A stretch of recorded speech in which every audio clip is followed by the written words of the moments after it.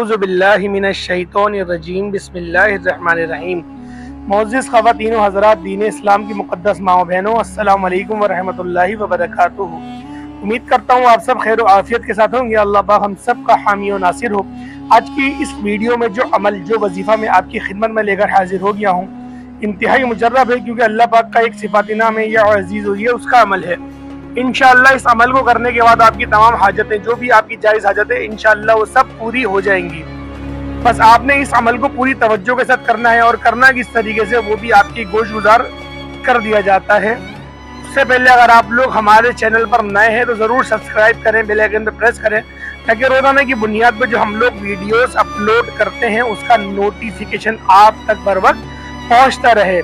तो मेरे भाइयों, वक्त ज़ाया नहीं करते, अपने वीडियो का आगाज़ करते हैं और वजीफा जो है वो आपकी खिदमत में पेश करते हैं। सबसे पहले आप लोगों ने बावुज़ू हो जाना है। देखिए, बावुज़ू होकर ही इस अमल को कर सकते हैं, और आपने अगर किसी नमाज के बाद कर रहे हैं तो ज़्यादा बेहतर है। मकसद ये कि फजर की नमाज के बाद आप कर लें, ज़ोहर की नमाज के बाद, असर, मगरिब, इशा, किसी भी नमाज के बाद आप कर सकते हैं। सबसे जो अच्छा वक्त मैं कहता हूँ वो है तहज्जुद का। तहज्जुद की नमाज के बाद अगर जब इस अमल को आप करेंगे तो हो नहीं सकता कि आपकी हाजत पूरी ना हो। तो आपने अमल किस तरीके से करना है, आपने सबसे पहले 11 बार दुरूद इब्राहिमी पढ़ लेना है नबी पाक सल्लल्लाहु ताला अलैहि वसल्लम की ज़ात पाक पर। यानी कि आपने उन नबी पाक की ज़ात पर 11 मरतबा दुरूद इब्राहिमी पढ़ना है। दुरूद इब्राहिमी में देखें, होता यह है कि नबी पाक के लिए भी दुरूद पढ़ा जाता है, नबी पाक की आल के लिए भी, हज़रत इब्राहिम अलैहिस्सलाम के लिए भी और उनकी आल के लिए भी। तो इस तरह से आपने जब दुरूद पढ़ेंगे तो इसकी जो अल्लाह पाक रहमतें आप पर नाजिल करेंगे वो 110 रहमतें नाजिल करेंगे।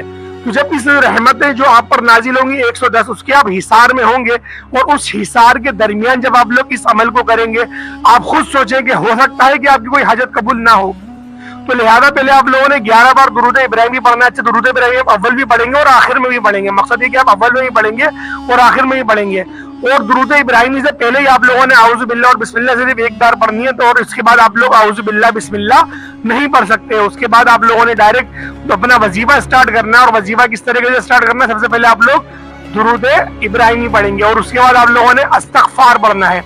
100 की तादाद में अस्तगफिरुल्लाह पढ़ना है। फिर आपको कोई और सी दुआ याद है, अस्तगफिरुल्लाह रब्बी मिन कुल्ली ज़म्बिन व अतूबु इलैह, ये भी पढ़ सकते हैं। और सबसे अच्छा जो अस्तगफार है, जो मुझे लगता है, वो अल्लाहुम्मा इजरनी मिनन नार, ये भी देखें सबसे बेहतरीन है कि अल्लाह पाक मुझे जहन्नम की आग से हिफाजत अता फरमा।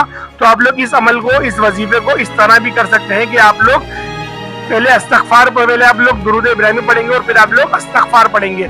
और जब लोग आप 100 की तादाद में अस्तगफार पढ़ेंगे तो मेरे भाइयों, इस पर एक हदीस मुझे याद आती है। वो हदीस ये है कि नबी पाक ने फरमाया कि अल्लाह पाक अपने फरिश्तों से कहता है कि आज मेरे बंदे ने मुझसे सुलह कर ली, आज मेरे बंदे ने मुझसे सुलह कर ली, और उसने कहा कि मैं अब उसके ऊपर, यानी कि जो उसके फरमान है उसके खिलाफ नहीं जाऊंगा, और मैं उसकी नाफरमानी नहीं करूंगा, और मैं गुनाहों के दलदल में अब नहीं जाऊंगा।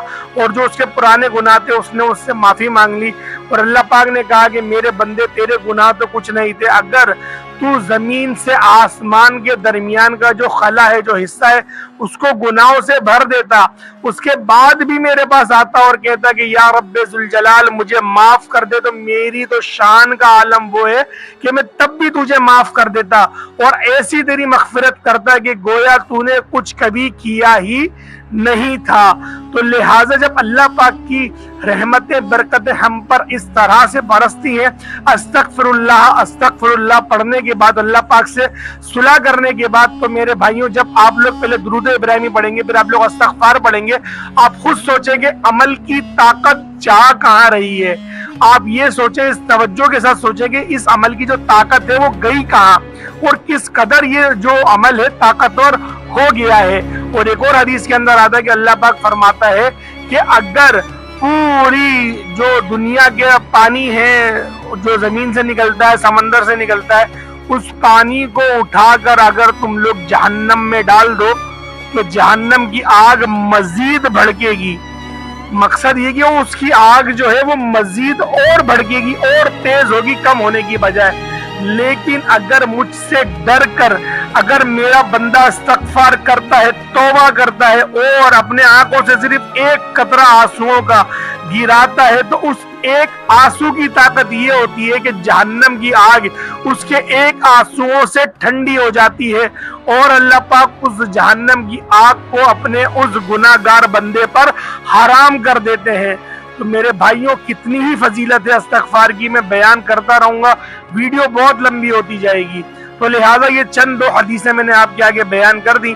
اس کے بعد آپ نے اللہ پاک کا یہ صفاتی نام یا عزیزو، یہ آپ لوگوں نے 313 کی تعداد میں پڑھنا ہے۔ مطلب یہ کہ 313 دفعہ آپ لوگوں نے یا عزیزو پڑھنا ہے، اور اس کو پڑھنے کے بعد آپ لوگ پھر آخر میں 11 بار دوبارہ درود ابراہیمی پڑھ لیں گے، اور پڑھنے کے بعد آپ کی جو بھی جائز حاجت ہے آپ مانگے اللہ پاک سے۔ اگر آپ کو روزی روزگار کا مسئلہ ہے، آپ کے رزق میں برکت نہیں ہے، یا پھر آپ کے وسائل اتنے نہیں ہیں، یا پھر اللہ پاک نے آپ کے رزق پہ تنگی کر دی ہے اور آپ میں یعنی کہ آپ کے گھر میں رزق پورا نہیں پڑ رہا اور مہنگائی بھی اتنی ہے کہ اب بس ہم کیا کہیں، الرحمن الحفیظ، اگر آپ کو روزی روزگار کے معاملات ہے تو اللہ پاک آپ کو اس معاملات سے بھی خلاصی عطا کر دے گا۔